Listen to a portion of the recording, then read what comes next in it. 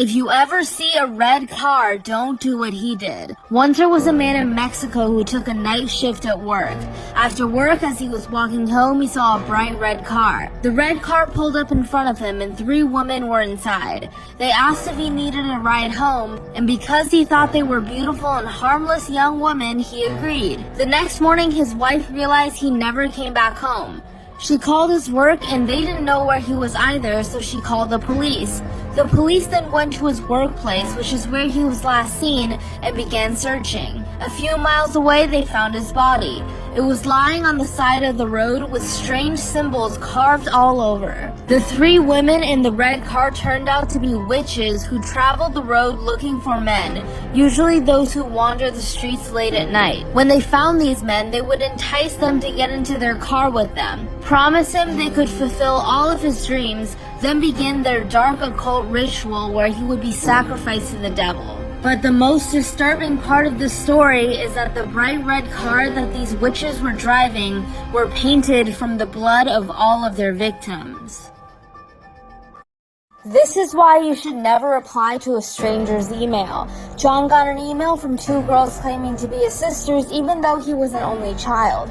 What's even stranger is that these girls claimed that they were murdered in his house. They were found skinned in the closet. When the investigation failed and no one was found responsible, the parents decided to move on with the new baby. That baby was John, who grew up without knowing anything about his sisters. That's what the emails claimed anyways. John replied to this email saying that he didn't believe them, but that was his fatal mistake. Minutes later, he got another email. It said, "If you don't believe us, look in the closet." The next morning, John was gone. His parents called the police, who found the emails on his laptop and the closet door slightly open. Then they saw what would shock them. They found John in his closet, also skinned alive. Nowhere in the house was there any sign of an intruder. Then when they looked closer, they found something else. A row of faint writing on the wall that read Lisa and Sarah, 1993. Then just below it, freshly carved into the wood, John 2007. This is why you should be careful when trying homemade skincare. There's an urban legend about a girl in Korea who tried a DIY skincare treatment at home, but she could have never guessed how terribly wrong it would go. So this girl felt quite insecure about her looks, especially her skin. She wanted to have smooth and silky skin and was ready to do anything to get it. One day she learned about this new skincare treatment you could do at home. All you need to do is mix some sesame seeds in bath water and sit in it. It was supposed to stimulate your skin. It sounded simple enough, so she decided to try it. She went home, filled her bathtub with warm water, and added a jar of sesame seeds. But a few hours later, the girl still hadn't come out of the bathroom. Her parents started to get worried. They knocked on her door several times, but every time the reply would be just a minute. Until her mother forced the door open to see if she was okay, but what she saw would terrify her forever. Her daughter was sitting on the bathtub. Her skin was covered from head to toe in black holes. The girl had a crazed look in her eyes, and she was digging into her skin with a pair of tweezers. The sesame seeds had sunken deep into her pores. This is why you should never answer a call from your own number. Tim was woken up by his phone constantly ringing, but he ignored it and went back to sleep. That day he went to work, pulled out his phone, and saw that he had a missed call from his own number. He thought this must be a coincidence. He went to hang out with his friend and another call came. This time he picked up and heard his own voice repeating whatever he'd say back to him until he was about to hang up. The voice said, "You're going downhill." He felt very uneasy but tried to let it go. The next morning at work, his number called again, but this time he felt terrified. So he made up an excuse and drove home as fast as he could. He knew deep inside some kind of a confrontation was coming. As soon as he got home, he saw his car pull into the driveway, and he saw himself get out of the car with a terrifying smile on his face. His doppelganger had stalked him and found him. Tim barricaded himself in his bedroom, but his doppelganger was banging on the door. He knew he was almost out of time. That's when he had one last idea. He pulled out his phone and called himself, and he heard his own voice reply, "How are you calling me from this number? Who are you?"